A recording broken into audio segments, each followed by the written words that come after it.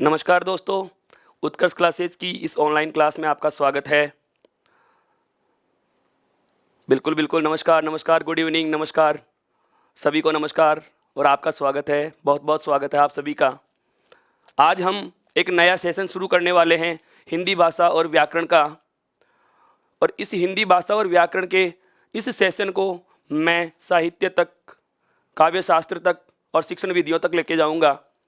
बिल्कुल, आपका साथ बनाए रखें और लाइक और शेयर करते रहें, कमेंट करते रहें नियमित रूप से। बिल्कुल, बिल्कुल मैना जी, आपकी बात से मैं सहमत हूँ, आपको शिक्षण विधियों की कक्षा भी मिलेगी। एक बार पहले इसका परफॉर्मेंस समझे कि हम हमारे इस सिलेबस को कम समय में ज़्यादा चीज़ें प्राप्त करते हुए उस छोर तक किस तरीके से पहुँचाएँगे। देखिए, आज हम सबसे पहले जो आरंभ करने वाले हैं, वो है हमारा भाग हिंदी भाषा व व्याकरण का सामान्य परिचय। केवल इसी संदर्भ से मैं आपसे जुड़ने का प्रयास करूंगा। बिल्कुल, राम राम, नमस्ते, गुड इवनिंग, सभी का स्वागत है एक बार फिर से। बिल्कुल, बिल्कुल, काव्य शास्त्र भी लेंगे, पटवार, रीट सभी की परीक्षाओं के लिए। मैं बताऊं अब आपको, एक बार जरा ध्यान दे कक्षा की तरफ। बिल्कुल, हाँ जी, आपके विचार से मैं सहमत हूँ और आपके कमेंट्स मेरे को लगातार मिल रहे हैं और इतनी शीघ्रता से चल रहे हैं कि मैं सभी के नाम भी नहीं पढ़ पा रहा हूँ, लेकिन आप कमेंट निरंतर करते रहिए। मैं समय के अकॉर्डिंग आपके सभी के कमेंट्स के वांछित जवाब दूंगा। पहले आप ध्यान दीजिएगा कि इस व्याकरणिक बिंदु को हम शुरू करने से पहले आपको 2-3 बातें मैं आपको बता दूं। जैसे स्कूल व्याख्याता, चाहे वो संस्कृत शिक्षा विभाग की हो या सामान्य शिक्षा की हो, चाहे रीट परीक्षा हो, पुलिस एसआई हो, कल ही घोषित हुई पटवार की परीक्षा हो, इन सभी, बिल्कुल बिल्कुल, इन सभी परीक्षाओं की दृष्टि से हम बात करें तो हिंदी व्याकरण का लगभग 50 से 70% पाठ्यक्रम सभी परीक्षाओं में शामिल किया गया है। लेकिन पुलिस एसआई की बात करी जाए तो संपूर्ण हिंदी व्याकरण को उसमें शामिल किया गया है। इसके अलावा स्कूल व्याख्याता के मेरे विद्वान साथियों, आप सभी का स्वागत है। तो स्कूल व्याख्याता भर्ती परीक्षा के सब्जेक्ट के पेपर में बहुत अच्छे से इस व्याकरण का भाग को शामिल किया। हम एक एक चीज़ को बहुत माइनर पढ़ेंगे, बारीकी से पढ़ेंगे, गहराई तक पढ़ेंगे। हाँ, बिल्कुल, आपके विचार से मैं सहमत हूँ और आपके कमेंट्स को मैं लगातार देख पा रहा हूँ, तो मैं इस बिंदु के द्वारा आपसे जुड़ने का प्रयास करता हूँ। बिल्कुल, देखिए, सबसे पहले बात की जाए कि भाषा क्या होती है, किसे कहा जाता है, कैसे कैसे भाषा का विकास होता है, इन सभी पहलुओं पर चर्चा करने के लिए हमारा सबसे पहला बिंदु यह रहेगा, कौन सा? भाषा। एक चीज़ आपको मैं और बता दूं कि आप केवल लिखने पर ध्यान न दें, बार बार कह रहा हूं, लिखने पर ध्यान नहीं देना है, क्योंकि ये सब चीज़ें जो बोर्ड की पीडीएफ है, मैं पढ़ा रहा हूं, इसके नोट्स हैं, ये सब आपको ई उत्कर्ष के मोबाइल ऐप पर बिल्कुल मिल जाएंगे, पीडीएफ के फॉर्मेट में मिल जाएंगे। आप ये सब चीज़ें टेलीग्राम ऐप से भी प्राप्त कर सकते हैं। तो आरंभ करते हैं हमारे बिंदु को। देखिए, सबसे पहले बात की जाए किसकी? भाषा की। ये भाषा शब्द है क्या? तो ये जो भाषा शब्द है, यह भास धातु से बनता है। कौन सी धातु से बना है? बास धातु से। अब सवाल यहीं से खड़ा हो जाता है कि ये धातु क्या चीज हो गई। बिल्कुल, मैं बहुत गहराई तक लेके जाऊंगा आपको, धैर्य के साथ पढ़ें, बहुत आराम आराम से पढ़ें, बहुत सारी चीजें मैं आपको बताने वाला हूं, क्योंकि रटने वाली चीज हमें नहीं पढ़नी है, रटन से मुक्ति वाली चीजें पढ़नी है। नई शिक्षा नीति में सबसे पहला, हाँ बिल्कुल, सबसे पहला यही प्रावधान है, सबसे पहला उनका यही उद्देश्य है कि शिक्षा, जैसे यशपाल समिति की सिफारिशों में बस्ते के बोझ से मुक्त हुई थी, इसी प्रकार से अब रटन से भी मुक्त हो जाए। केंद्रीय शिक्षा नीति में भी रटन से मुक्ति की व्यवस्था की जा रही है। तो हमें हर चीज़ को समझना है और मैं आपको बता दूं कि यह है जो व्याकरण का सेशन हम शुरू कर रहे हैं, बहुत आगे तक चलेगा और आराम आराम से नियमित चलेगा। हर दिन शाम को 5 बजे आप मेरे साथ जुड़ जाएंगे और जुड़े रहेंगे लगातार। जो भी आपके करीबी हैं, हर दिल अजीज हैं, आप उन्हें इस चीज़ के बारे में शेयर करके बता सकते हैं। अभी तक आपने चैनल को सब्सक्राइब नहीं किया तो वो भी कर सकते हैं। तो अब आज हम बात करते हैं निरंतर बिंदु की तरफ। बिल्कुल बिल्कुल, आप सभी का स्वागत है, बिल्कुल सही स्वागत है। हाँ, टेक्निकल टीम को मैं बोल दूंगा, यदि कोई चीज़ अगर आपको ऐप पे उपलब्ध नहीं हो रही तो रोजाना 1 बजे अक्षय सर टेक्निकल टीम के जो, बिल्कुल टेक्निकल टीम से के जो सदस्य हैं वो आपसे जुड़ेंगे और आपकी ऐप संबंधी सभी समस्याओं का वो समाधान करेंगे। बिल्कुल, देखिए, बात करते हैं भाषा की, तो भाषा शब्द जो है वो कौन सी धातु से बना हुआ है? भास धातु से। कौन सी धातु से बना हुआ है? भास धातु से। अब बात आती है कि धातु क्या होती है, पहले तो इस चीज को जानो। भास धातु है ये, तो धातु जो होती है वो होती है मूल भाषा में। कौन सी भाषा में होती हैं? मूल भाषा में। मूल भाषा के नाम आते ही हमारे जहन में एक ही नाम आ जाना चाहिए, संस्कृत। और ये नाम क्यों आना चाहिए मित्रों? मैं बहुत बार इस चीज़ का जिक्र करूंगा, क्योंकि हिंदी व्याकरण का अप्रत्यक्ष रूप से हम बात करें तो विकास हिंदी भाषा से हुआ है, संस्कृत भाषा से हुआ है, या अपभ्रंश भाषा से हुआ है, प्राकृत भाषा से हुआ है, पाली भाषा से हुआ है। तो इन सब चीज़ों को मद्देनजर रखते हुए हिंदी भाषा का जो विकास क्रम है उसको भी हम साहित्य के संदर्भ से भी पढ़ेंगे और एक व्याकरण के संदर्भ से भी पढ़ेंगे। फिलहाल अभी इतना ध्यान रखना जरूरी है हमें क्या, कि मूल भाषा का जहाँ भी नाम लिया जाए तो आपके जहन में एक नाम आ जाना चाहिए कि बात किसकी की जा रही है? संस्कृत की। तो जो हिंदी में जिसे हम क्रिया के नाम से संबोधित करते हैं, हिंदी में जिसे क्रिया नाम से संबोधित किया जाता है, वह क्रिया इसी धातु से ही बनती है। अर्थात मैं कहूँ कि संस्कृत में जो क्रियाएं होती हैं उनको किस नाम से जाना जाता है? धातु के नाम से।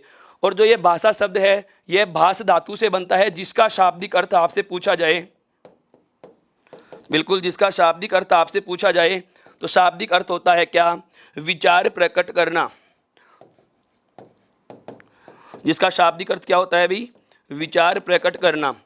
यहाँ तक की बात सुने एक बार वापस से। हम आज केवल भाषा के परिचय और व्याकरण के सामान्य परिचय के संदर्भ में बात करेंगे और इसी के द्वारा मैं आपसे जुड़ने का भी प्रयास करूंगा। बिल्कुल आप सभी की मैं भावनाओं की कद्र भी करूंगा, ऐसी कोई बात नहीं है। आप जो मुझसे उम्मीद और अपेक्षाएं रखते हैं, कोशिश करूंगा कि मैं उन्हें हर समय पूरा कर सकूं और हर संभव प्रयास यही रहेगा कि आपके ये सारी चीज़ें समझ में आ सकें। ध्यान दें, भाषा जो शब्द है वो किससे बना है? भास धातु से, जिसका शाब्दिक अर्थ क्या होता है? विचार प्रकट करना। अब इस विचार प्रकट करने से भाषा की परिभाषा कैसे बनाई जा सके, तो देखिए एक बार। अभी मैंने आपको बताया कि जो भाषा शब्द है ये किससे बना है? भास धातु से। किससे बना है? भास धातु से। अब इस भास धातु के बाद में जो दूसरी महत्वपूर्ण बात आती है वो आती है इस भाषा की परिभाषा के संदर्भ में। किसके संदर्भ में आती है मित्रों? परिभाषा के संदर्भ में। और परिभाषा के संदर्भ में आप बिल्कुल आराम से हाँ समझिए इस चीज़ को। मैं बहुत बार दोहराऊंगा, एक एक बात को मैं कम से कम 5-6 बार दोहराऊंगा। सारी चीज़ें इतनी बार बोल दूंगा कि आपको बिना लिखे सब कुछ याद हो जाएगा। बिल्कुल मेरा दावा है आपके ये क्लास बहुत पसंद आएगी। एक बार ध्यान दीजिए कि भाषा की परिभाषा क्या होती है वह समझना। भास धातु का अर्थ क्या था? विचार प्रकट करना। अब रटने वाली बातें नहीं, मैं आपसे सवाल पूछना चाह रहा हूं, जरा बताएं कि विचार क्या चीज होती है? बिल्कुल, विचार किसे कहते हैं? भाषा का जो विकास होता है, भाषा जो शब्द बना है वह भास धातु से बना है और भास धातु के अर्थ में लिया जाता है कि विचार प्रकट करना अर्थ होता है इसका, भास धातु का। तो आप मुझे बताएं जरा कि विचार किसे कहते हैं? विचार क्या होता है? विचार किसे कहा जाता है? ध्यान दें, विचार होती है मनुष्य के मन की अध्वन्यात्मक इकाई। मित्रों, मनुष्य के मन की अध्वन्यात्मक इकाई। अध्वन्यात्मक इकाई से संदर्भ क्या है मेरा? देखो इस शब्द में ए, ध्वनि और आत्मक 3 पदों का योग है।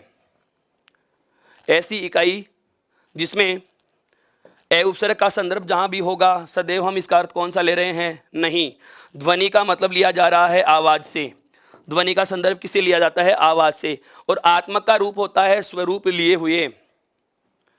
सोचने पर जो आता है, मन की बात जो होती है, मन की भावनाएं होती हैं। बिल्कुल आपके विचार से मैं सहमत हूं और यह आपका बिल्कुल सही जवाब है। लेकिन विचार के संदर्भ में एक नकारात्मक चीज जोड़नी है। वो कौन सी जोड़नी है?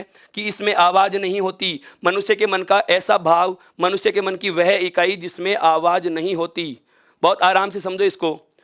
मनुष्य के मन का वह भाव जिसमें आवाज नहीं होती। जैसे इस समय आप मुझे देख पा रहे हैं और सुन पा रहे हैं और आपके मन में बहुत सारे सवाल उठ रहे हैं, बहुत सारी बातें आपके मन में आ रही हैं और मेरे मन में इस समय क्या क्या विचार हैं। जब तक आपको मैं संपूर्ण बातें नहीं बताऊंगा आप नहीं जान पाएंगे कि मेरे मन में कौन से भाव थे, या मैं भी आपको नहीं पहचान पाऊंगा कि आपके मन में क्या भाव हैं।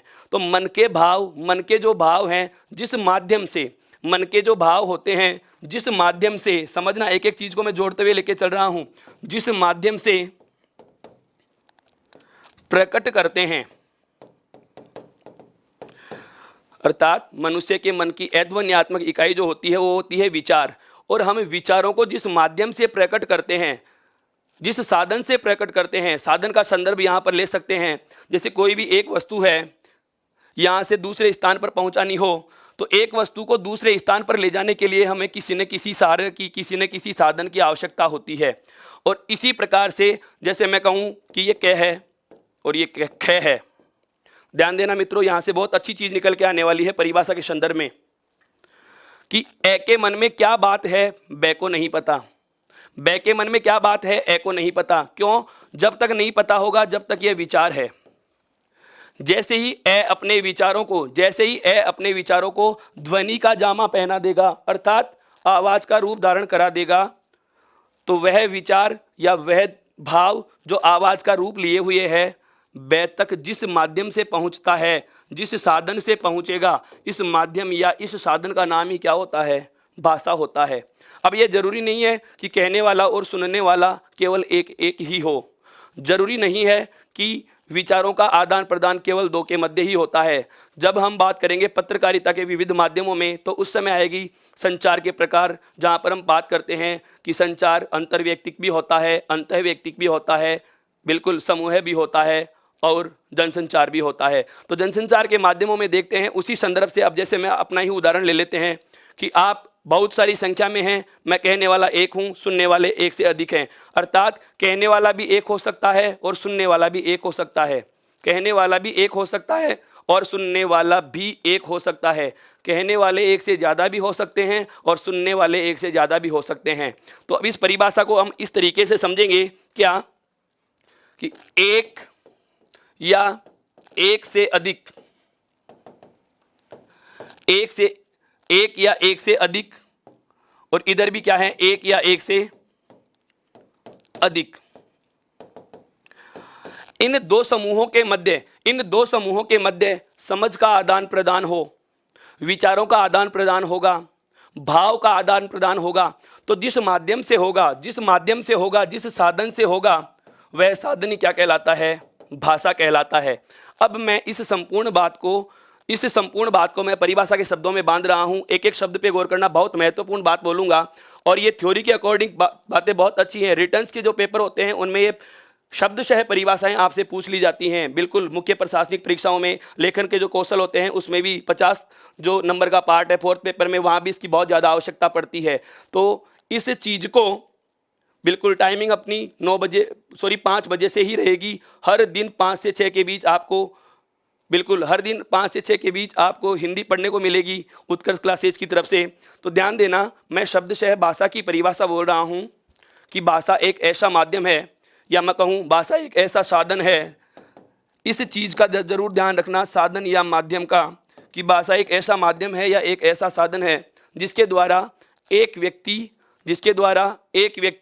या व्यक्तियों का समूह है, जिसके द्वारा एक व्यक्ति या व्यक्तियों का समूह है दूसरे व्यक्ति या दूसरे व्यक्तियों के समूह तक अपने विचार पहुंचाता है, विचारों का लेन देन करता है। मैं बहुत बार पर्याय शब्दों पे भी जोर दूंगा, क्योंकि हिंदी भाषा की शब्दावली कमजोर होने की वजह से ही हम भाषा का सही तरीके से प्रयोग नहीं कर पाते। यदि हमारा शब्दकोश मजबूत होगा तो हम प्रभावी शब्दों का प्रयोग कर पाएंगे। बहुत ध्यान देने वाली बात है इस चीज़ में, क्या कि जब तक हमारा शब्दकोश कवर नहीं होता है हम भाषा का सही तरीके से प्रयोग नहीं कर पाते हैं। और भाषा के प्रयोग करने के तरीके से पता चलता है आदमी कितना सभ्य है। जैसे आपके कमेंट्स में जो लैंग्वेज आ रही है, मुझे बहुत अच्छा लग रहा है, बहुत अच्छा लग रहा है कि भाषा क्या है। वापस से सुनना, एक एक शब्द को मैं बार बार दोहराऊंगा। भाषा वह माध्यम है, वह साधन है जिसके द्वारा एक व्यक्ति या व्यक्तियों का समूह है दूसरे व्यक्ति या दूसरे व्यक्तियों के समूह तक अपने विचारों का आदान प्रदान करता है। विचारों का क्या करता है मित्रों? आदान प्रदान करता है, विचारों का आदान प्रदान करता है। आप आदान प्रदान की जगह विचार विनिमय भी बोल सकते हैं, विचार विमर्श भी बोल सकते हैं, या आप विचारों का लेन देन भी बोल सकते हैं। ये पर्याय रूप में कुछ भी पूछा जा सकता है। जरूरी नहीं है कि हर परीक्षा में चांद और सूरज के पर्यायवाची ही पूछे। आवश्यक नहीं है कि हर परीक्षा में चांद और सूरज के पर्यायवाची ही पूछे। बहुत बार ऐसे पर्यायवाची पूछ लिए जाते हैं कि हमें पता भी नहीं होता। हमारे दूर दूर तक उन पर्यायवाची शब्दों के प्रयोग से कोई संबंध नहीं होते और फिर भी ऐसे प्रश्नों का हमें सामना करने को मिल जाता है। तो ध्यान दें कि विचार विमर्श या विचारों के लेन देन का माध्यम ही क्या है, भाषा है। यह परिभाषा आपके बहुत अच्छे से समझ में आ चुकी होगी। अब तक जो मैंने आपसे बताया और जुड़ने की जो आरंभिक कोशिश की है उसका एक बार मैं वापस से दोहरान कर रहा हूं, ध्यान से सुनना। आज हम भाषा और व्याकरण के सामान्य परिचय की बात कर रहे हैं। आज हम भाषा व व्याकरण के सामान्य परिचय की बात कर रहे हैं और सामान्य परिचय में मैंने केवल इतना सा बताया कि भाषा जो शब्द है वह भाष धातु से बना है। भाषा जो शब्द है वह भाष धातु से बना है, जिसका शाब्दिक अर्थ होता है विचार प्रकट करना। और परिभाषा के संदर्भ में हम यह कह सकते हैं क्या कि विचारों के आदान प्रदान का, विचारों के विनिमय का, विचारों के लेन देन का साधन, अर्थात एक व्यक्ति या व्यक्तियों का समूह है जिस माध्यम से दूसरे व्यक्ति या व्यक्तियों के समूह तक अपने विचार पहुंचाता है, अपने भाव पहुंचाता है, अपनी समझ का स्थानांतरण करता है, उस माध्यम का नाम ही क्या होता है, भाषा होता है।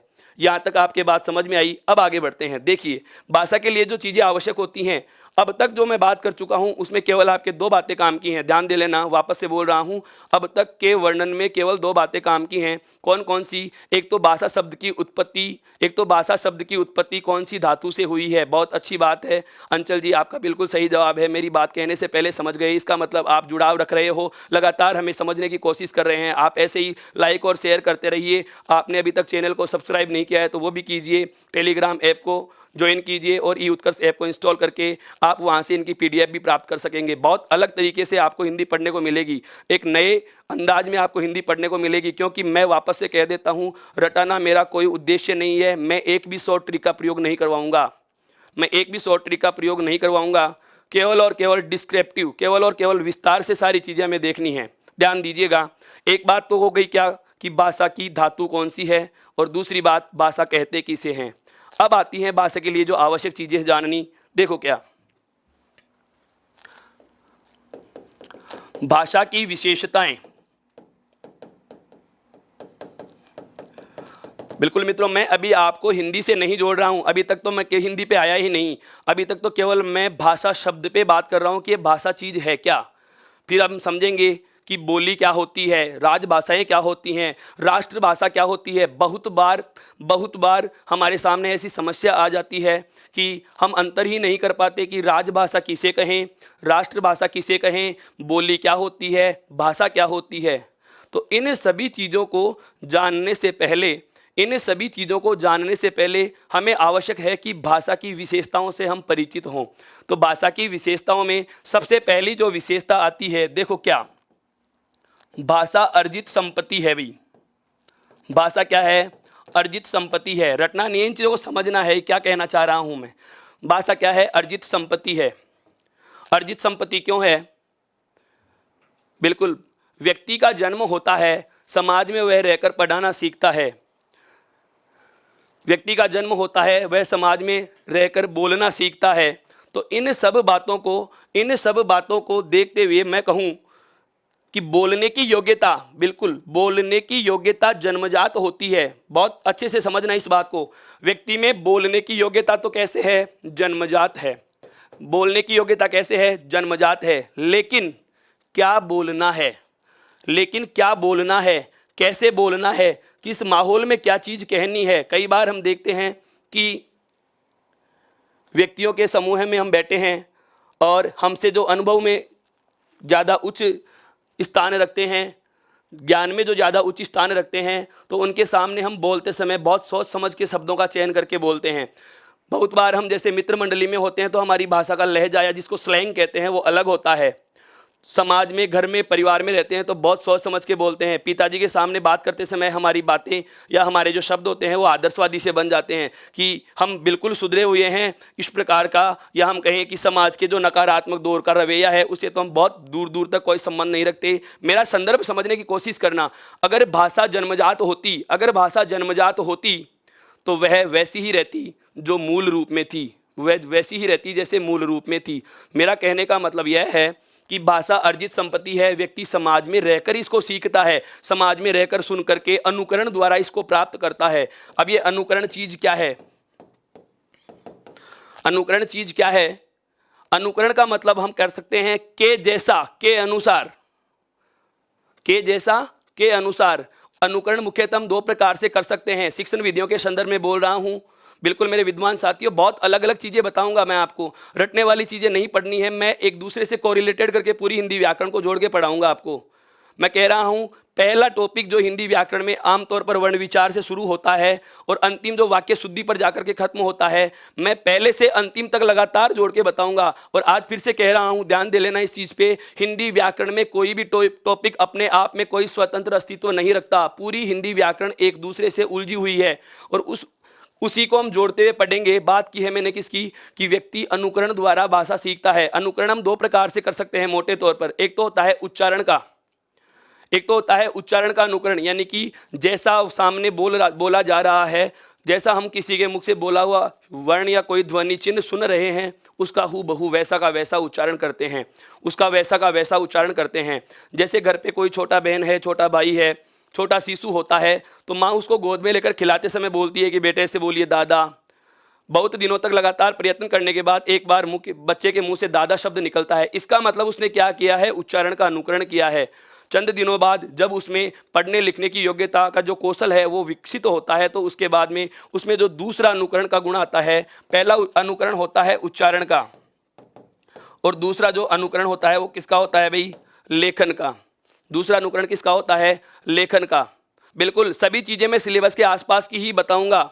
पटवार वाले विद्यार्थी ये न सोचें कि ये कौन सी चीज़ आप पढ़ाने लग गए, आप शिक्षण विधियों में चले गए। शिक्षण विधियों में नहीं मित्रों, एक बार 2015 में जो विज्ञप्ति घोषित हुई थी पटवार में, वहाँ पर एक प्रश्न आया था, यदि आपके याद हो। हमारे हिंदी के पाठ्यक्रम में पहला बिंदु पटवार में संधि से शुरू होता है, लेकिन प्रश्न वर्ण में से भी पूछ लिया गया था। डिलीट करवाने के लिए मैंने खुद ने भी रिट डाली थी, तो विभाग का जवाब यही था कि जुड़ती हुई बातें, वर्ण के बिना संधि नहीं पढ़ा जा सकता, अर्थात जुड़ती हुई बातें पूछी जा सकती हैं, आप उसे नकार नहीं सकते। इसलिए बता रहा हूँ, सारी चीज़ें जुड़ती हुई रहनी है और जोड़ते हुए ही अपने को पढ़नी है।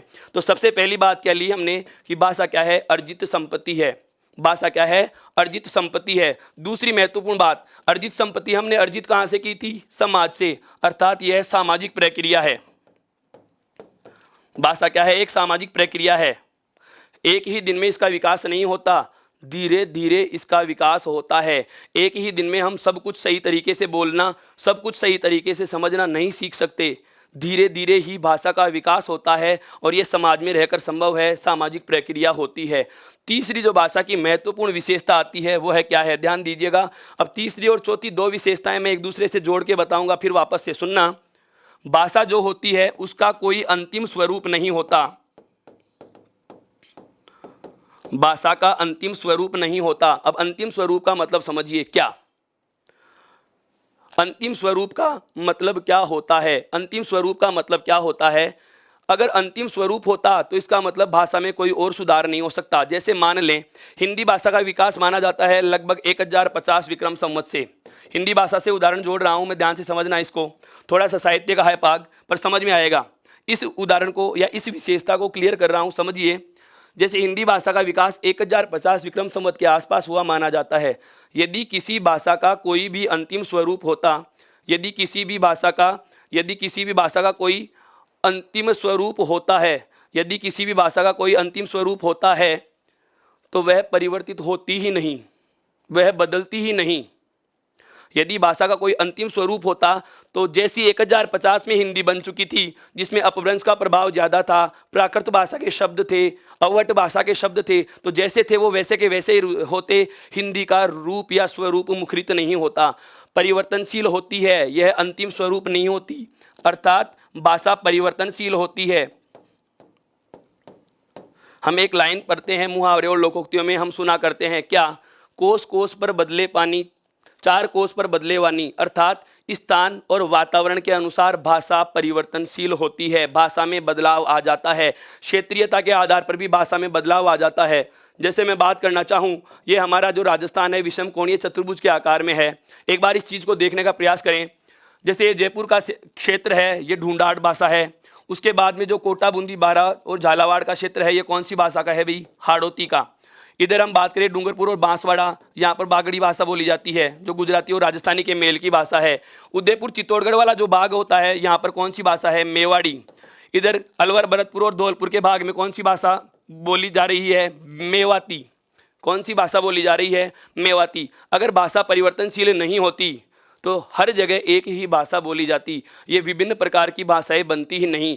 जब वैदिक काल में जो संस्कृत भाषा थी, अगर इसका अंतिम स्वरूप और परिवर्तनशील नहीं होती तो ये आज तक संस्कृत ही चली आती। लेकिन हम देखते हैं कि संस्कृत बनी, संस्कृत के बाद में पाली भाषा आई है, पाली भाषा के बाद में प्राकृत भाषा भी आई है, प्राकृत भाषा के बाद में अपभ्रंश भी आई है, अपभ्रंश के बाद में जैसे हिंदी भाषा भी आई है। मेरा कहने का मतलब यह है कि भाषा का कोई अंतिम स्वरूप नहीं होता, वह सदैव परिवर्तनशील होती है। लेकिन इस गुण के साथ साथ एक महत्वपूर्ण बात आपको ध्यान रखने की है, वो क्या है? परिवर्तनशील है, कोई अंतिम स्वरूप नहीं होता, लेकिन इसका मानक स्वरूप जरूर होता है। भाषा परिवर्तनशील है, कोई अंतिम स्वरूप नहीं होता, लेकिन इसका मानक रूप होता है। मानक रूप कैसे? देखो, आमतौर पर कहा जाता है कि कोई भी भाषा हो, चाहे हिंदी लें, संस्कृत लें, अंग्रेजी लें, सभी भाषाओं के लिए दो चीज़ें या दो आवश्यक शर्तें होती हैं। एक तो प्रत्येक भाषा का अपना निश्चित व्याकरण होता है, निश्चित व्याकरण होता है। और एक भाषा की निश्चित क्या होती है? लिपि। और लिपि जो होती है वो भाषा के ध्वनि चिन्हों को मानकीकृत रूप प्रदान करती है। बहुत बार हमें एक प्रश्न का सामना करना पड़ता है कि हिंदी भाषा में वर्णों की संख्या कितनी होती है। बिल्कुल इस प्रकार के प्रश्न हमें देखने को मिलते हैं, और वह वर्णों की संख्या वाला जो प्रश्न है, बहुत बार हमें विकल्प में 44 भी मिलता है, 52 भी मिलता है और 56 भी मिलता है। और वास्तविकता तो यह है कि ये तीनों ही प्रकार के आंसर सही हैं, तीनों ही जवाब सही हैं। बात यह है, प्रश्न पूछने पर निर्भर कर रहा है कि सामने वाला जवाब कौन सा चाह रहा है। यदि आपसे पूछ लिया जाए कि मानक रूप में या मानकीकृत वर्णों की संख्या कितनी होती है, तो आंसर हमेशा कितना आना है? 56 ही आना है। अर्थात देवनागरी लिपि या मैं कहूँ हिंदी भाषा के व्याकरण में जो मानक वर्ण या जो ध्वनि चिन्हों का रूप निर्धारित किया गया है, जिनकी संख्या कितनी है? 56। तो प्रत्येक भाषा का एक मानक स्वरूप होता है। मानक स्वरूप का मतलब जैसे ए वर्ण को आप ऐसे ही लिखोगे, ये निश्चित है। इस ए वर्ण को बदल के लिख दिया, तो व्याकरण के रूप में ये क्या हो जाएगा? अशुद्ध हो जाएगा। क्या हो जाएगा? अशुद्ध हो जाएगा। भाषा चाहे कोई भी हो, जरूरी नहीं है ये हिंदी के लिए ही है, भाषा चाहे कोई भी हो, सभी भाषाओं का अपना अपना मानकीकृत रूप होता है। भाषा मानक होती ही है, इस चीज का हमें ध्यान रखना ही होगा। और एक अगली जो विशेषता जो बहुत ज्यादा महत्वपूर्ण है, वह क्या है कि भाषा का स्वरूप कठिन से सरल की ओर होता है। भाषा का जो स्वरूप चलता है वह चलता है कठिन से सरल की तरफ। कैसे? समझिए। अभी मैं आपसे बात पूछना चाहूं, क्या आपको हिंदी भाषा और व्याकरण के सभी बिंदुओं का पूरा ज्ञान है? तो हाँ, बिल्कुल आप विद्वान हो, बहुत अच्छा सीख रखा है आपने, बहुत अच्छे से हिंदी पढ़ते आ रहे हैं, बहुत अच्छा पढ़ रखा है। लेकिन मैं पूछ रहा हूं, क्या आपकी कोई भी एक भाषा पर पूरी तरह से नियंत्रण है क्या? पूरी कमांड है क्या? बिल्कुल कभी नहीं होती। क्यों? क्योंकि भाषा का अंतिम स्वरूप ही नहीं है। अगर अंतिम स्वरूप नहीं है तो ये बदलती रहेगी और हम सीखते ही रहेंगे। बिल्कुल यह परिवर्तनशील है, तो ये बदलती भी रहेगी और हम सीखते भी रहेंगे। इसका मतलब यह हुआ कि सब चीज़ें हमें नहीं आ रही, हमारे लिए क्या हो गई? कठिन। पर जैसे जैसे आप मेरे साथ में हो, हम जुड़ते हुए रहेंगे। संधि टॉपिक पढ़ा है, समास टॉपिक पढ़ेंगे, संज्ञा पढ़ लेंगे, सर्वनाम पढ़ लेंगे, या मैं कहूँ हिंदी भाषा के जो व्याकरण के 3 भाग होते हैं, एक वर्ण विचार का, एक शब्द विचार का और एक वाक्य विचार का। इन तीनों बिंदुओं पर जब विस्तार से चर्चा कर लेंगे तो व्याकरणिक दृष्टि से भाषा पर हमारा अधिकार हो जाएगा। व्याकरणिक दृष्टिकोण से भाषा पर हम हमारा नियंत्रण कर पाएंगे, और जैसे ही यह नियंत्रण स्थापित हो जाएगा तो भाषा क्या हो जाएगी? कठिन से हमारे लिए सरल।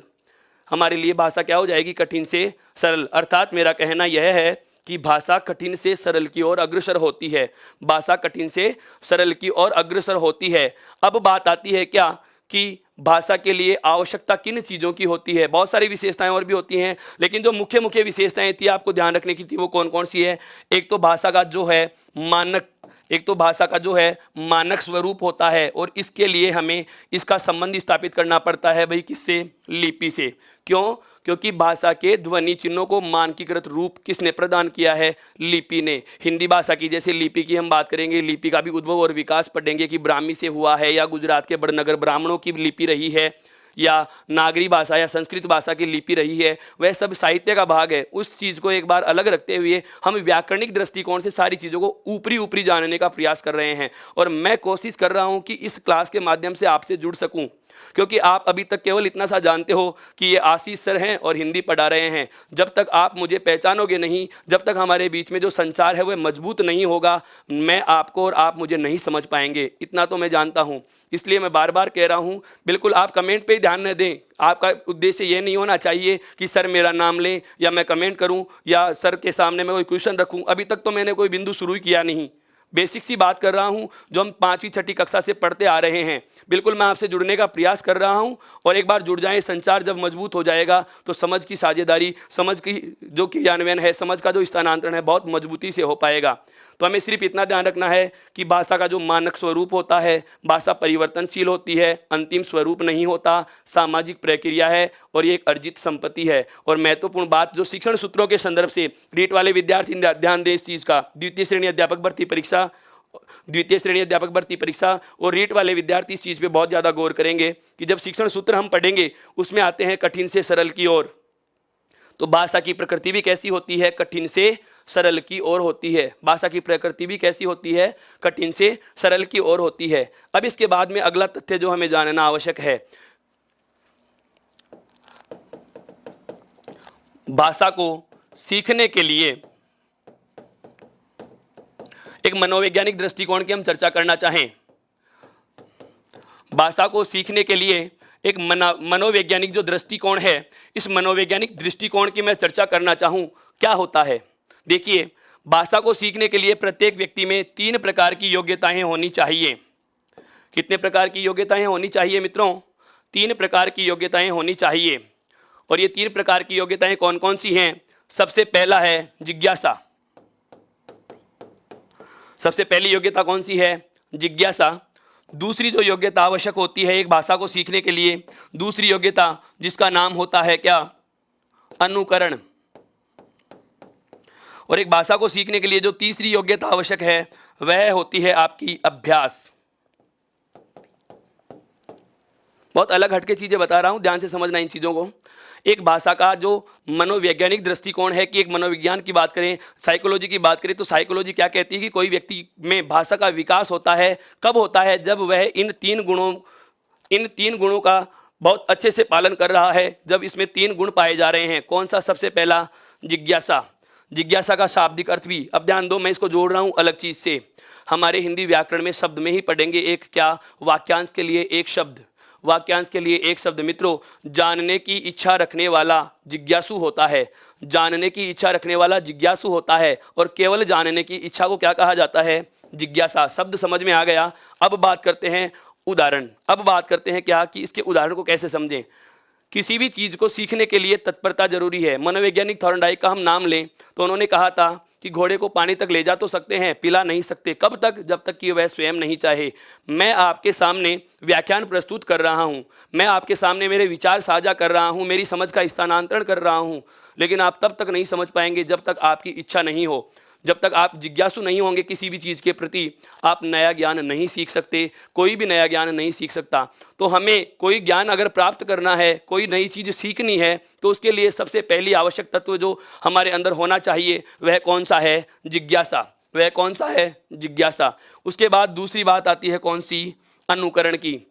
अब जिज्ञासु हैं, हम जानना चाहते हैं, तो जाहिर सी बात है सामने वाला जो हमें बताएगा, चाहे वह मौखिक रूप में बताए चाहे लिखित रूप में बताए, उसे हम क्या करेंगे? दोहराने का प्रयास करने से पहले उसका अनुकरण करेंगे कि इसने यह बात किस तरीके से कही है, किस भाव से कही है, किस संदर्भ से कही है। जैसे मैं आप सभी को बोलूं कि आप मेरे साथ साथ मेरे द्वारा कहे गए वाक्यों का दोहरान करेंगे।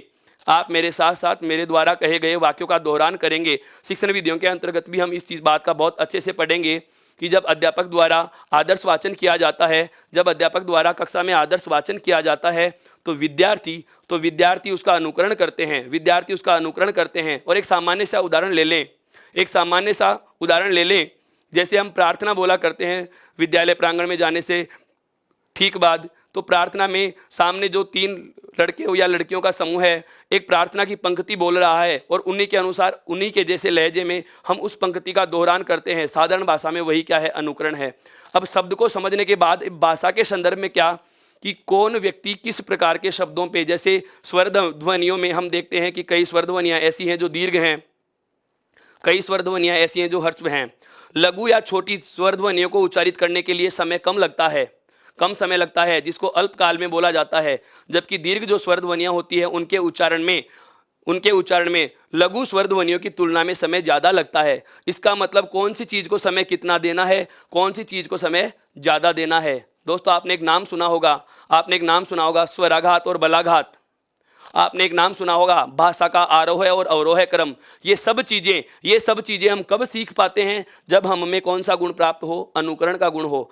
यदि हम अनुकरण करेंगे, चाहे उच्चारण का अनुकरण हो, चाहे लेखन का अनुकरण हो, के जैसा के अनुसार, वही क्या कहलाता है? अनुकरण कहलाता है। तो दूसरी महत्वपूर्ण बात क्या आ गई मनोवैज्ञानिक क्रम में कि जिज्ञासा और अनुकरण होना चाहिए। अब बात आती है क्या? अभ्यास। अभ्यास का संदर्भ यहाँ है। बिल्कुल कवि वृंद की एक पंक्ति याद आती है, करत करत अभ्यास के जड़मति होत सुजान, रसरी आवत जाते सिल पर परत निशान। जितना किसी चीज को दोहराओगे वह उतना ही स्थायित्व प्राप्त कर लेती है। जितना जिस चीज का हम बार बार दोहरान करेंगे वह स्थायी होती चली जाती है। बहुत सारी बातें ऐसी होती हैं कि हम एक ही बात में एक ही बार में सीख जाते हैं। क्यों? क्योंकि हमारी रुचि, हमारी जिज्ञासा, हमारी अनुकरण की प्रवृत्ति उसके प्रति बहुत ज़्यादा होती है, बहुत ज़्यादा होती है। हम जब स्कूल व्याख्याता भर्ती परीक्षा के पाठ्यक्रम की चर्चा करेंगे तो एक आचार्य रामचंद्र शुक्ल का निबंध पढ़ेंगे, मित्रता। बिल्कुल आचार्य रामचंद्र शुक्ल का निबंध पढ़ेंगे, मित्रता। उसमें एक लाइन आती है, अगर आपने कहीं पढ़ी हो तो बिल्कुल उसमें एक लाइन आती है क्या, कि व्यक्ति बुरे गुणों को और बुरी प्रवृत्तियों को बहुत जल्दी सीख पाता है। क्यों? क्योंकि उसके प्रति हमारा मस्तिष्क संवेदनशील ज़्यादा होता है, हमारी चित्तवृत्तियाँ उसके प्रति संवेदनशील ज़्यादा होती हैं। तो हमें क्या करना चाहिए कि अभ्यास करना चाहिए जिस चीज़ को हम सीखना चाह रहे हैं। मैं बोल रहा हूँ, बार बार सुनना ध्यान से। कवि वृंद की पंक्ति है, करत करत अभ्यास के जड़मति होत सुजान, रसरी आवत जाते सिल पर परत निशान। कहने का आशय यह हुआ कि किसी भी चीज़ को स्थायित्व प्राप्त करवाना हो तो बार बार अभ्यास में लाना ही होगा। और यह चीज़ हम थार्नडाइक के नियमों में पढ़ते हैं, अभ्यास का नियम। बिल्कुल बहुत अच्छे से इन चीज़ों को समझ लेना मित्रों। ये सारी बातें आपको ऐसी हैं, व्याकरण की किताबों में नहीं मिलेंगी, एनसीईआरटी में आप पन्ने पलटते रह जाओगे, ये नहीं मिलेगा। ये तथ्य अलग चीज़ें बता रहा हूँ, थोड़ा सा हटके बता रहा हूँ, ताकि आपको रटने वाला जो रवैया है उसको हम थोड़ा सा नकार सकें। बिल्कुल बहुत अच्छे से समझना है इस चीज़ को। भाषा को सीखने के लिए मनोवैज्ञानिक दृष्टिकोण से किन चीज़ों की आवश्यकता होती है। अब बात आती है क्या, कि एक व्यक्ति में भाषा का जो विकास होता है, एक व्यक्ति में भाषा का जो विकास होता है वह किस क्रम में होता है। देखो, भाषा का विकास क्रम, एक व्यक्ति में जो भाषा का विकास होता है वह किस क्रम में होता है। मित्रों आपने एक बात सुनी होगी कि सीखने के सूत्र होते हैं, या सीखने के कौशलों के कुछ सूत्र होते हैं, सीखने का मनोवैज्ञानिक क्रम होता है। एक व्यक्ति में जो गुण होते हैं, जो कौशल होते हैं, एक निश्चित क्रम में विकसित होते हैं। देखो मैं नाम लिख रहा हूं, भाषा का विकास क्रम में सबसे पहला गुण व्यक्ति में जो विकसित होता है वो कौन सा होता है? सुनना। बिल्कुल बिल्कुल, अब आप समझ गए कि कौन सी बात करने वाला हूं। बिल्कुल भाषाई कौशलों की मैं बात कर रहा हूं मित्रों, भाषाई कौशलों की बात कर रहा हूं कि एक व्यक्ति को भाषा सीखने के लिए कौन कौन से कौशलों से होकर गुजरना पड़ रहा है। एक व्यक्ति में भाषा का विकास जो होता है वो किन कौशलों के द्वारा हो रहा है। तो एक व्यक्ति में सबसे पहले कौन सी योग्यता विकसित होती है? सुनना। कौन सी योग्यता विकसित होती है? सुनना। उसके बाद में दूसरी योग्यता विकसित होती है कौन सी? बोलना। कौन सी योग्यता विकसित होती है? बोलना। अभी जो मैंने आपको एक बात बताई थी, अब मैं वापस से पुरानी बताई हुई बात से इसको कोरिलेटेड कर रहा हूं, जोड़ने का प्रयास कर रहा हूं, समझना। मैंने अभी कहा था कि भाषा अनुकरण की प्रक्रिया है या अनुकरण द्वारा सीखी जाती है। कैसे सीखी जाती है? अनुकरण द्वारा सीखी जाती है। अब भाषा अनुकरण द्वारा सीखेंगे तो सबसे पहले हम उसको सुनेंगे। हम जब शैशव अवस्था में थे, बिल्कुल हम जब शैशव अवस्था में थे तो माँ के मुंह से, पिताजी के मुंह से, दादी माँ के मुंह से, दादाजी के मुंह से, बड़े बहन भाइयों के मुंह से कुछ शब्द सुने। सबसे पहले सुनने की योग्यता जन्मजात होती है, सुनने की योग्यता जन्मजात होती है। आप किसी व्यक्ति में सुनने का गुण डेवलप नहीं कर सकते, विकसित नहीं कर सकते, वह सुनने की योग्यता जन्मजात रखता है। बात यह है कि वह उन्हें समझ नहीं पाता कि ये चीज़ मुझ में हो क्या रही है, बल्कि जो इंद्रियों में जो श्रवण इंद्रियां होती हैं इनमें यह जन्मजात गुण होता है। व्यक्ति का ये जन्मजात कौशल है, ध्यान रखना, व्यक्ति का ये जन्मजात कौशल है। बोलने की योग्यता भी जन्मजात होती है, लेकिन क्या बोलना है यह उसके समाज पर निर्भर करता है। अगर सभ्य समाज में रहेंगे तो सभ्य भाषा का विकास होगा, सही भाषा का विकास होगा, उचित शब्दकोश का विकास होगा। तो सबसे पहली योग्यता तो कौन सी थी? सुनना। सुनने के बाद सुनी हुई बात को हम दोबारा दोहराएंगे तो दूसरा कौशल विकसित होता है कौन सा? बोलना। कौन सा होता है? बोलना। इसके बाद जो तीसरा कौशल विकसित होता है वह होता है कौन सा? पढ़ना। तीसरा कौशल जो विकसित होता है वह कौन सा होता है मित्रों? पढ़ना। और चौथा कौशल जो विकसित होता है वह होता है कौन सा? लिखना। वह कौन सा होता है? लिखना। कई बार इसको एक शॉर्ट सूत्र में भी बांध देते हैं, क्या? सुबोपल्ली। संस्कृत में यह नाम आपको मिलेगा सर्वपले, मतलब श्रवण, वदन, पठन और लेखन। वापस से दोहराऊं, सारी चीज को दोहरान कर रहा हूं, ध्यान से सुनना। भाषा का जो विकास क्रम है, भाषा का जो विकास क्रम है जिसको हम कौशलों के नाम से जान रहे हैं, किसके नाम से जानते हैं? कौशल के नाम से जानते हैं। तो सबसे पहले कौन सा कौशल विकसित हुआ मित्रों? श्रवण कौशल। सबसे पहले कौन सा कौशल विकसित हुआ? श्रवण कौशल। अंग्रेजी माध्यम के विद्यार्थियों के लिए बता देता हूं, जैसे सबसे पहले लिसनिंग की योग्यता विकसित होती है, उसके बाद स्पीकिंग की योग्यता विकसित होती है। सबसे पहले कौन सी योग्यता विकसित हो रही है? लिसनिंग की। उसके बाद में कौन सी योग्यता विकसित हो रही है? स्पीकिंग की। और उसके बाद में कौन सी योग्यता विकसित हो रही है? रीडिंग। और अंत में कौन सी योग्यता विकसित होती है? राइटिंग की। अब एक थोड़ी सी डीप बात बताना और चाहूंगा मैं, ध्यान से सुनना, कि व्यक्ति में सबसे पहले कौन सा कौशल विकसित हुआ? श्रवण का। उसके बाद में कौन सा हुआ? वदन, यानी कि बोलना, स्पीक। तीसरा कौशल जो विकसित होता है वह होता है रीडिंग, यानी कि पढ़ना, पठन जिसे हम कह सकते हैं। और अंतिम जो कौशल आता है वह कौन सा आता है? लेखन। शिक्षण विधियों में हम बिल्कुल भाषा वैज्ञानिकों की बात करेंगे, उसमें मैं एक नाम लेना चाहूंगा, मारिया मांटेश्री। बिल्कुल, मारिया मांटेश्री ने क्या कहा कि व्यक्ति में जो कौशलों का विकास क्रम होता है वह सुबोलिपय होता है। अर्थात उन्होंने इस अंतिम दो कौशलों के क्रम को आगे पीछे किया है। उस मैडम मारिया मांटेश्री के अलावा सभी भाषा मनोवैज्ञानिक, सभी मनोवैज्ञानिक भाषाई कौशलों का यही क्रम मानते हैं। लेकिन मारिया मांटेश्री के अनुसार यदि आपसे पूछा जाए, रीट वाले विद्यार्थी बहुत अच्छे से ध्यान दे लेना इस बात पे, क्योंकि शिक्षण विधियां उनके चलती हैं और भाषाई कौशलों का विकास हमारे एक टॉपिक पाठ्यक्रम में जुड़ा हुआ है।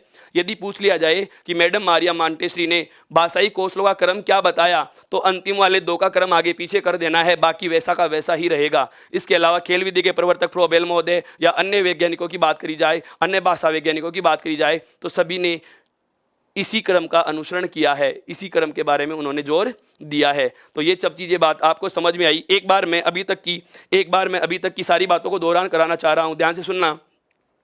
आज हम जिस बिंदु को आरंभ कर रहे हैं, जिस बिंदु के माध्यम से मैं आपसे जुड़ने का प्रयास कर रहा हूं, वह है हिंदी भाषा का सामान्य परिचय और व्याकरण का सामान्य परिचय। मित्रों, भाषा शब्द क्या होता है? भाष धातु से बना है, जिसका शाब्दिक अर्थ विचार प्रकट करना, और परिभाषा के संदर्भ में इसको मैंने कहा कि विचारों के आदान प्रदान के माध्यम को क्या कहा जाता है? भाषा कहा जाता है। उसके बाद दूसरी बात हमने जो इसमें की कि भाषा जो होती है उसकी विशेषताओं के संदर्भ में कि भाषा अर्जित संपत्ति है, सामाजिक प्रक्रिया है, इसका कोई अंतिम स्वरूप नहीं होता, अनुकरण द्वारा सीखी जाती है, अनुकरण द्वारा सीखी जाती है, यह इधर मैंने लिखा, और ये कठिन से सरल की ओर अग्रसर होती है। उसके बाद अगली जो महत्वपूर्ण बात हमने जानी कि भाषा को सीखने के लिए जो मनोवैज्ञानिक दृष्टिकोण से हमें किन किन चीज़ों की आवश्यकता होती है, जो 3 गुण एक व्यक्ति में विकसित होने चाहिए, वो कौन कौन से हैं? जिज्ञासा, अनुकरण और अभ्यास। उसके बाद अंतिम बात पे हम जो बात कर रहे हैं वह कौन सा था कि भाषा का विकास क्रम क्या होता है, भाषा किस सीक्वेंस में एक व्यक्ति में डेवलप हो रही है, भाषा अपने आप में एक विकसित परंपरा हो रही है, परिवर्तनशील है, तो एक व्यक्ति में किस तरीके से आगे बढ़ती है। ये सब चीज़ें एक भाषा के परिचय के संदर्भ में थी। मैं एक प्रकार से ये कहूँ कि भाषा का जो बायोडेटा होता है, भाषा शब्द की जो भूमिका थी, उस चीज़ के बारे में थोड़ा सा प्रकाश मैंने डालने का प्रयास किया। अब इससे थोड़ा सा और आगे बढ़ते हैं। देखो, अगला जो बात आती है, अगला जो बिंदु आता है वह आता है क्या? भाषा के प्रकार। अब यहाँ से आपके प्रश्नों में और मेरे विचारों में मतभेद उत्पन्न होने लग जाएंगे। बिल्कुल, क्यों? क्योंकि हम वो चीज़ पढ़ने के लिए चयन कर लेते हैं जो हमें पढ़ने में सरल लगती हो, हम वह चीज़ नहीं पढ़ते जो वास्तव में पढ़े जाने योग्य होती है। भाषा के प्रकार आप बहुत सारी प्रतियोगी परीक्षाओं की पुस्तकें लेके आते हैं, उनमें 2 मिल जाते हैं, मौखिक और लिखित भाषा, केवल 2 मिल जाते हैं। भाषा के प्रकारों की हम बात करें तो भाषा के प्रकार बहुत जगह किताबों में 2 लिखे हुए मिलते हैं, लेकिन मित्रों मैं आपको बता देता हूं, वैसे आपको बहुत अच्छी बात है, पता है भाषा के प्रकार कितने होते हैं भाई? 3।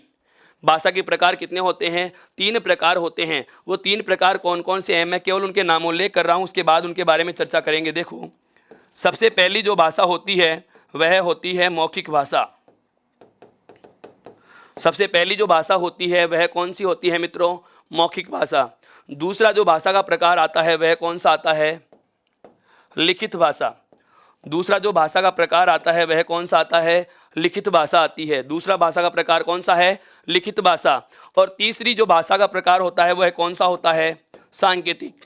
कौन सा होता है? सांकेतिक भाषा। अब ये क्या होती है मौखिक भाषा, क्या होती है सांकेतिक भाषा और क्या होती है लिखित भाषा? इन सभी चीजों को समझने से पहले परिभाषा में हमने क्या कहा था कि भाषा क्या है? साधन। भाषा को हमने क्या माना है? एक माध्यम माना है। माध्यम किसका? विचार आदान प्रदान का। अब आप भाषा शब्द को एक साधन के रूप में, एक माध्यम के रूप में परिभाषित कर रहे हैं, तो एक सामान्य उदाहरण से समझो। जैसे यातायात के साधन एक ही प्रकार का तो है नहीं, बहुत सारे साधन ऐसे हैं जो सड़क मार्ग पर चल रहे हैं, बहुत साधन ऐसे भी हैं जो वायु मार्ग में गमन कर रहे हैं, बहुत प्रकार के साधन ऐसे भी हैं जो जल मार्ग के लिए बने हैं, बहुत प्रकार के साधन ऐसे भी हैं जो रेल या अपन कहें मेट्रो ट्रेन है या आपके रेल मार्ग पर चल रहे हैं। इसका मतलब यह हुआ कि एक वस्तु को एक स्थान से दूसरे स्थान तक ले जाने के लिए हम अनेक प्रकार के साधनों का प्रयोग करते हैं। ठीक उसी प्रकार से एक व्यक्ति अपनी बात दूसरे व्यक्ति तक पहुंचाने के लिए इस भाषा रूपी साधन में अनेक प्रकार काम में लेता है। वह चाहे तो मौखिक रूप से भी अपने विचारों का स्थानांतरण कर सकता है, वह चाहे तो लिखित रूप में भी अपने विचारों का स्थानांतरण कर सकता है, वह चाहे तो सांकेतिक या इशारों से भी अपने विचारों का स्थानांतरण कर सकता है। अब एक बार जरा ध्यान दें, कमेंट पे ही मत जाएं, एक बार इसको बहुत अच्छे से समझना। बहुत रेयर चीज बताने जा रहा हूं क्या कि जो मौखिक भाषा होती है, परिभाषा कभी परीक्षा में नहीं पूछता, ऐसे नहीं पूछेगा कि मौखिक भाषा किसे कहते हैं, कभी नहीं आनी। हमें क्या करता है, वो उदाहरण देता है। हमें क्या करता है? उदाहरण देता है। मौखिक भाषा का उदाहरण हमें चुनना होगा, लिखित भाषा का उदाहरण हमें चुनना होगा, सांकेतिक भाषा के उदाहरण का हमें चयन करना होगा। कैसे? सुनिए। भाषा को हमने परिभाषित किया है साधन या माध्यम के रूप में। अब मैं कहूं कि जब व्यक्ति अपने विचारों का आदान प्रदान कैसे करता है? बोलकर करता है। कैसे करता है? बोलकर करता है। और सामने वाला उन्हें ग्रहण कैसे करता है? सुनकर ग्रहण करता है। कैसे ग्रहण करता है? सुनकर। वापस से समझना, जब व्यक्ति विचारों का आदान प्रदान बोलकर कर रहा हो, सामने वाला उसे सुनकर ग्रहण कर रहा हो। जैसे इस समय आप लाइव में मेरे साथ जुड़े हुए हैं, उत्कर्ष के यूट्यूब चैनल से मेरे से जुड़े हुए हैं, लगातार लाइक कमेंट शेयर कर रहे हैं। ऐसे ही अपना प्यार और विश्वास बनाए रखें। तो आप मुझसे जुड़े हुए हैं, मैं यहाँ से जो बोल रहा हूँ, स्टूडियो से जो मैं सब कुछ बोल रहा हूँ, आप इसको सुन रहे हो। अर्थात मेरे विचारों का आदान प्रदान, आपका और हमारा विचारों का आदान प्रदान हो रहा है। इसमें भी दो भाषा के प्रकार काम में आ रहे हैं। ध्यान से समझना, दो प्रकार की हम भाषा काम में ले रहे हैं। कैसे? मैं तो मेरे विचार आप तक पहुँचा रहा हूँ, कौन से रूप में? मौखिक रूप में और लिखित रूप में। कैसे पहुँचा रहा हूँ? मौखिक रूप में और लिखित रूप में। जैसे मैंने कहा भाषा के प्रकार होते हैं 3, बोल दिया, यह है मौखिक भाषा। मैंने उनके नाम लिख दिए बोर्ड पर, यह कौन सी भाषा हो गई? लिखित भाषा। लेकिन आपकी बातें मुझ तक केवल और केवल कौन सी भाषा में आ रही हैं? लिखित भाषा में। कि जब व्यक्ति विचारों का आदान प्रदान केवल लिखकर करता हो और सामने वाला उन्हें पढ़कर ग्रहण करता हो, तो वहां कौन सी भाषा होती है? लिखित भाषा। अब आपकी बात जहन में जो चल रही है, मैं क्या कह रहा हूं, सुनना। सवाल कैसे आएगा, प्रश्न क्या पूछा जा सकता है, इस चीज में से प्रश्न कैसे बनेगा, सुनना। मौखिक भाषा के उदाहरण बता रहा हूं। रेडियो से समाचार सुनना, कौन सी भाषा होगी? मौखिक भाषा होगी। एक नेता द्वारा सभा को संबोधित किया जाना, कौन सी भाषा होगी? मौखिक भाषा होगी।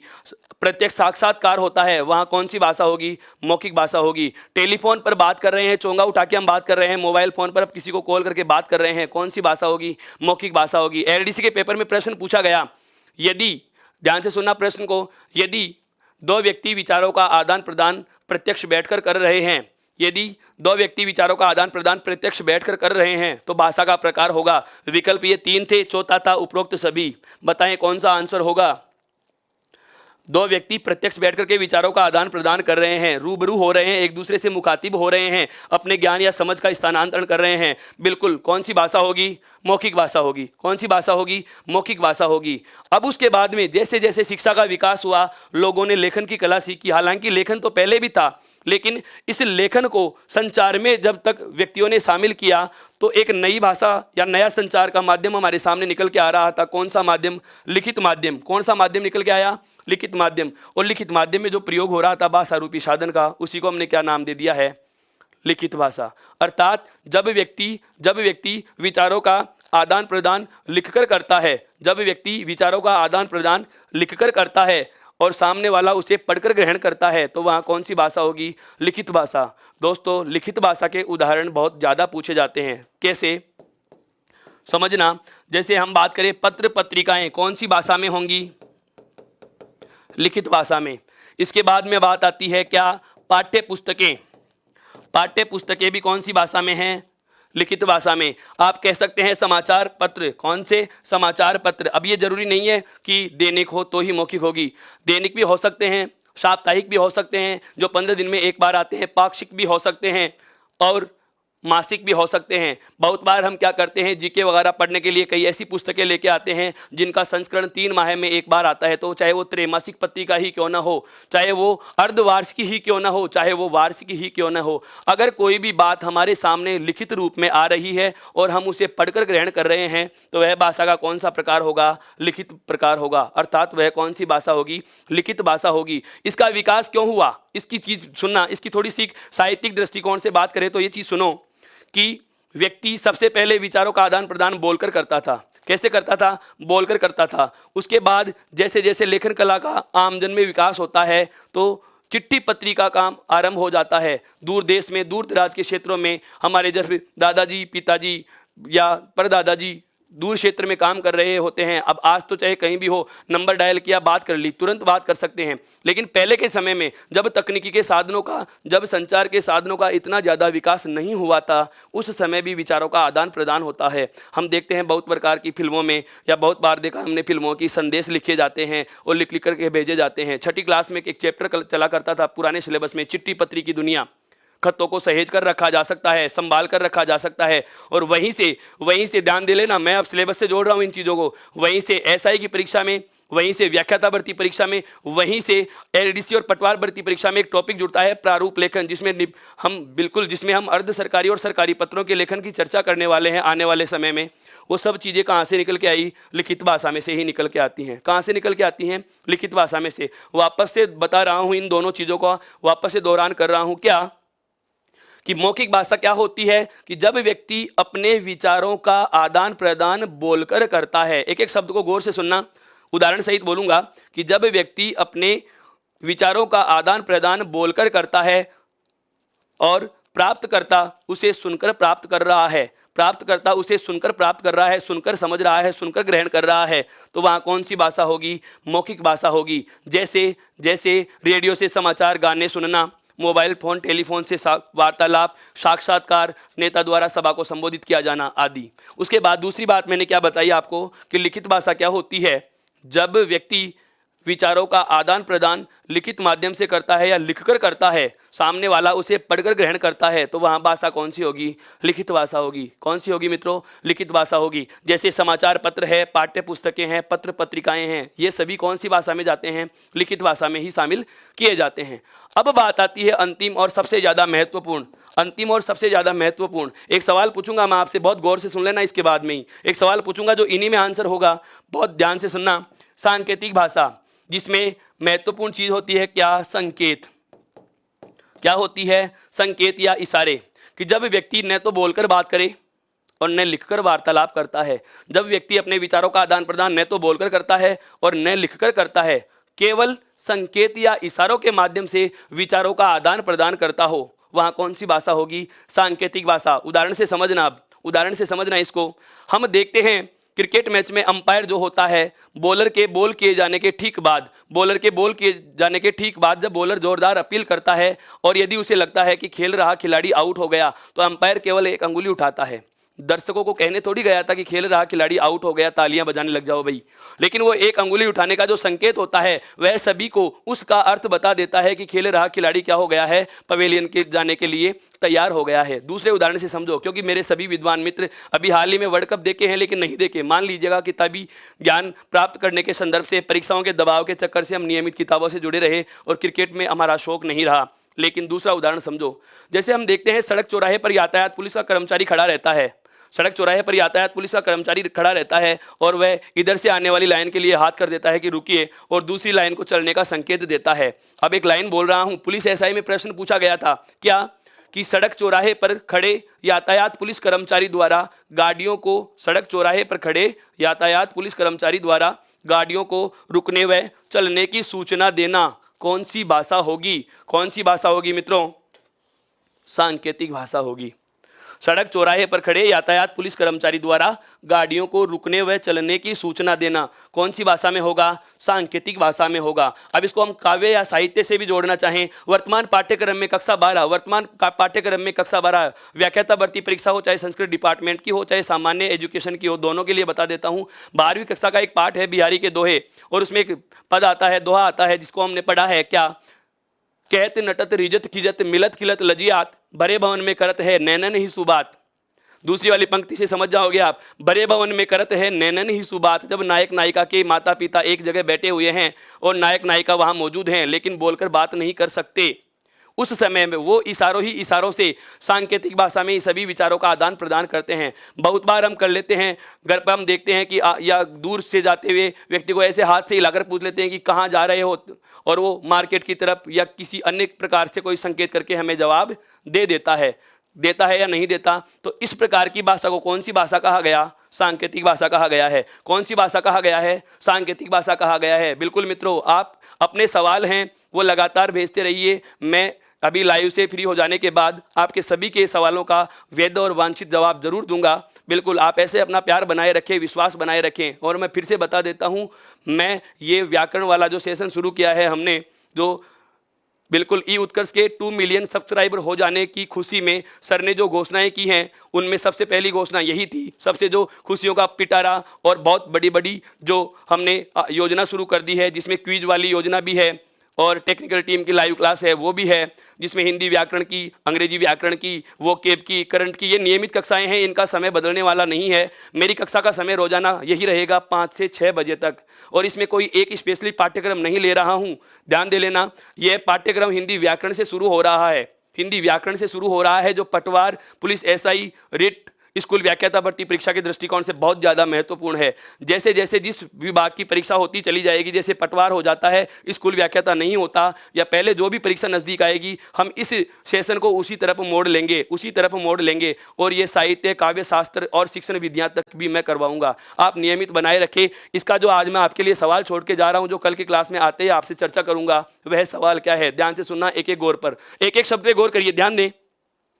अभी मैंने बताया मौखिक भाषा में बोलकर विचारों का आदान प्रदान होगा, लिखित भाषा में लिखकर विचारों का आदान प्रदान होगा, और सांकेतिक भाषा में संकेत या इशारों से विचारों का आदान प्रदान होगा। आप मुझे बताएं कि इनमें सबसे सरल भाषा का प्रकार कौन सा है और सबसे कठिन भाषा का प्रकार कौन सा है? आप लोगों के लिए यही सवाल है क्या कि सबसे सरल और सबसे कठिन क्यों है? सिर्फ जवाब ही मत देना, जवाब के साथ में मैं इसका कारण भी जानना चाहूँगा कि अगर आप सरल भाषा किसे चुन रहे हो तो क्यों, और कठिन भाषा किसी को चुन रहे हो तो क्यों। आज इतना ही। बिल्कुल आप मेरे साथ निरंतर बने रहें और इस चैनल को लगातार लाइक, कमेंट और सब्सक्राइब करते रहें। यदि आपने अभी तक ई उत्कर्ष ऐप को इंस्टॉल नहीं किया है, प्ले स्टोर से उसको इंस्टॉल कर सकते हैं, डिस्क्रिप्शन में उसका लिंक भी दिया हुआ है, और टेलीग्राम ऐप को भी इंस्टॉल कीजिएगा। हाँ बिल्कुल, आज जो क्लास हो चुकी है उसकी पीडीएफ आपको अगले 2 दिवस में ऐप पर मिल जाएगी, और बोर्ड की जो स्क्रीनशॉट की पीडीएफ है वह भी आपको टेलीग्राम के माध्यम से मिल जाएगी। तब तक के लिए नमस्कार दोस्तों, कल फिर मिलेंगे 5 बजे। धन्यवाद, Ram Ram. Click on the subscribe button to subscribe to our channel. Press the bell icon on the YouTube app and never miss another update.